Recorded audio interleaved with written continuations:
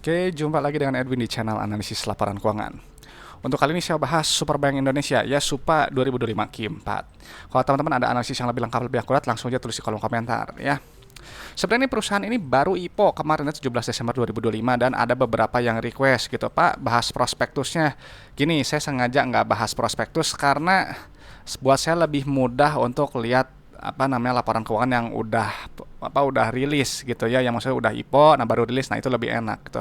Lagian kalau prospektus kan teman-teman pasti tahu kalau saya tuh nggak akan pernah tertarik sama perusahaan yang baru IPO, kan kayak gini nih baru IPO ya, karena periwat pembagian dividennya nggak ada gitu ya. Jadi saya asumsikan perusahaan itu masih belum terbukti untung, terbukti profit gitu. Karena perusahaan yang bagi dividen itu adalah perusahaan yang memang sudah terbukti profit dari bisnisnya dan juga punya kondisi keuangan yang sehat.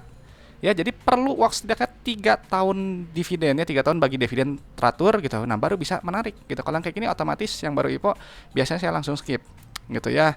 Cuman kadang biasanya yang IPO itu kan harganya masih cenderung fluktuatif ya, sangat volatil gitu ya, karena ya entah demandnya atau apanya lah ya, mekanisme pasar gitu.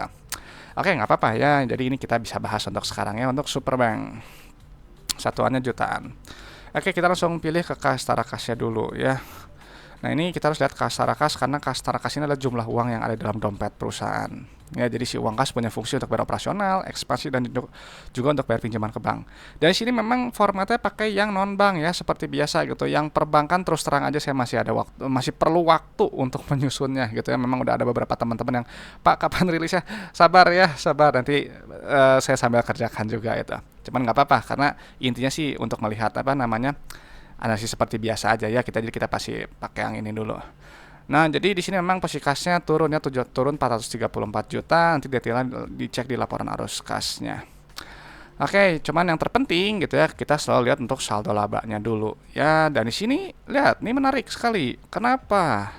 Karena saldo labanya di sini negatif ya, dan teman-teman tahu kalau saldo laba negatif itu artinya perusahaan rugi melulu. Ya, saldo laba itu adalah total akumulasi keuntungan yang telah dihasilkan perusahaan dari semenjak perusahaan pertama kali berdiri sampai sekarang 2025 Q4. Jadi SUPA gitu ya, sampai 2025 Q4 itu telah mengakumulasikan total kerugian sampai 833 miliar. Ya, belum terbukti profit, masih rugi terus gitu. Jadi kalau yang seperti ini ya perlu waktu untuk membalikan saldo laba yang negatif ini jadi positif dulu, baru dia terbukti untung. Kalau gini masih belum ya gitu. Cuman kadang yang menarik itu investor tuh biasanya lebih cenderung sama pergerakan harganya ya. Jadi dia nggak gitu peduli sama dalamnya perusahaan, ya udah yang penting harganya naik, ambil untung, nah gitu. Cuman nggak masalah gitu kan, pendekatan tiap orang itu kadang beda-beda. Nah, jadi perusahaan ini PBV dia di 3,3 ya, untuk perusahaan yang defisitnya yang masih rugi gitu. Oke, selanjutnya kita cek ke pendapatannya dulu ya, yang ini nilainya gitu. Pendapatan yang mana? Yang ini yang paling atas ya.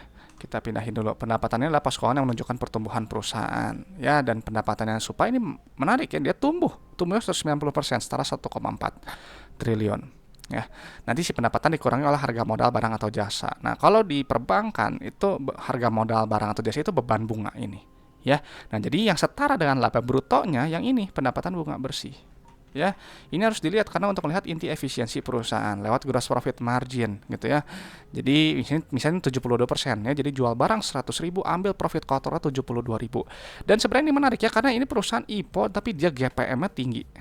Terus terang aja tinggi. Biasanya yang 70%, 80% ini hanya big banks aja ya, BCA, BRI, BMRI, BNI,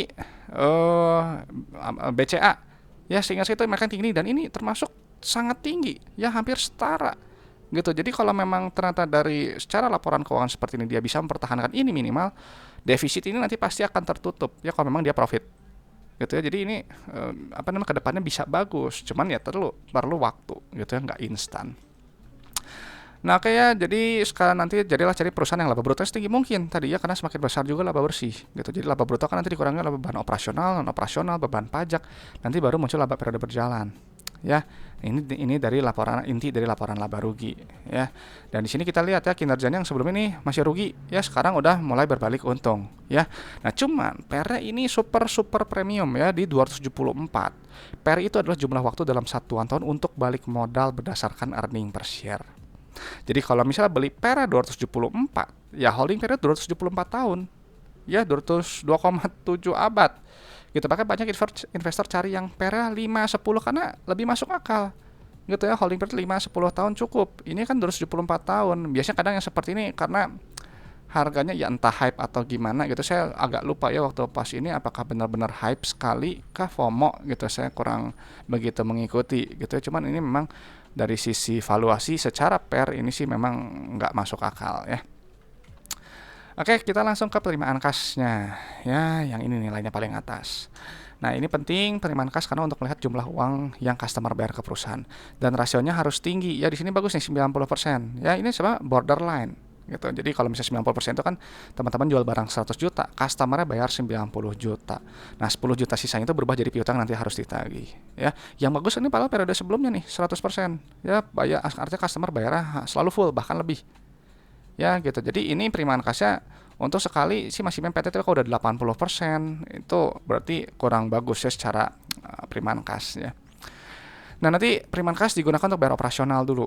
Ya, nanti keluar net CFO. Yang perbankan pakai yang sebelum perubahan dalam aset dan liabilitas operasi. Yang ini nilainya wajib positif. Ya, artinya kalau positif, dia menghasilkan uang tunai dari bisnisnya.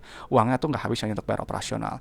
Dan di sini kinerja sangat-sangat membaik. Kenapa? Karena sebelumnya net CFO-nya negatif. Sekarang jadi positif ya. Semua ini habis untuk bayar operasional. Sekarang enggak. Ya, jadi ini udah perbaikan kinerja dari sisi cash flow. Ya. Nah, selanjutnya ini harus dilihat yang net CFO yang kedua. Ya, nah kalau yang kedua ini berkaitan dengan ekspansi kredit. Nah, kalau nilai positif seperti ini biasanya ekspansi kreditnya itu dia bank itu lebih menahan ekspansi kreditnya. Ya, penyaluran kreditnya.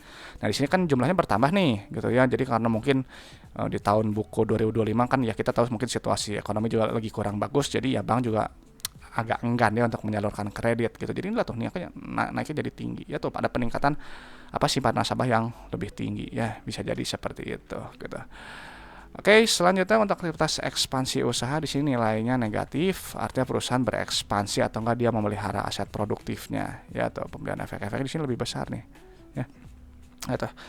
Oke, selanjutnya kita lihat untuk aktivitas pendanaannya di sini nilainya positif ya. Kenapa positif gitu? Kalau positif ya kan di sini karena dia ada suntik modal ya, gitu kan, baru IPO juga gitu.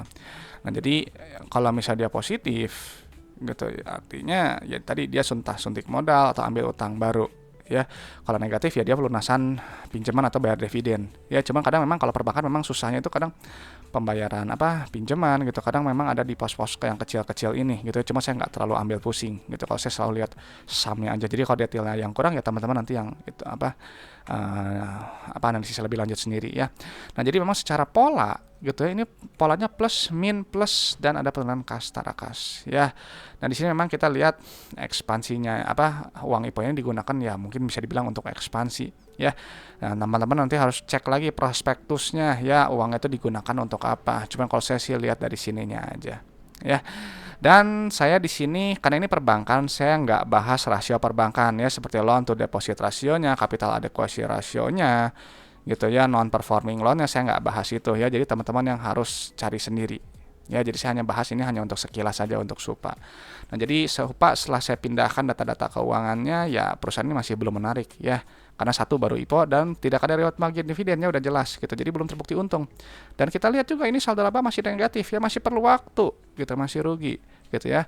PBV super premium di 3,3, PRL lebih ya, ini nggak masuk akal sebenarnya di 274 gitu. Secara cash flow memang lumayan lah ya gitu, cuman harus dilihat di kuartal berikutnya gitu ya. Paling enak sih kalau yang udah lihat laporan keuangan itu yang baru itu setahun setelah gitu ya. Jadi nanti kita lihat aja ya, kalau memang ada yang mau request Supa nanti kita bahas lagi.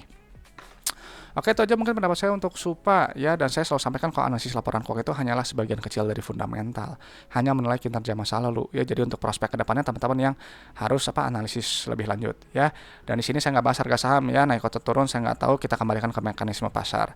Dan juga untuk valuasi hanya pakai PBV dan PER ya. Jadi kalau teman-teman ada metode valuasi yang lebih baik ya, pakai DCF, DDM, enterprise value gitu, terserah ya. Apapun itu metode valuasi silahkan digunakan ya, karena valuasi itu sifatnya subjektif dan relatif, berbeda untuk tiap orang, jadi nggak perlu diperdebatkan gitu. Oke teman-teman, itu aja yang paling sekali lagi saya ingatkan. Untuk rasio-rasio perbankan silahkan dicari lebih lanjut ya. Oke, itu aja. Semoga bermanfaat. Kalau ada pertanyaan dari request saham, langsung aja tulis di kolom komentar. Ya, terima kasih sudah menyimak. Saya Edwin dari channel Analisis Laporan Keuangan. Sampai jumpa di video-video berikutnya.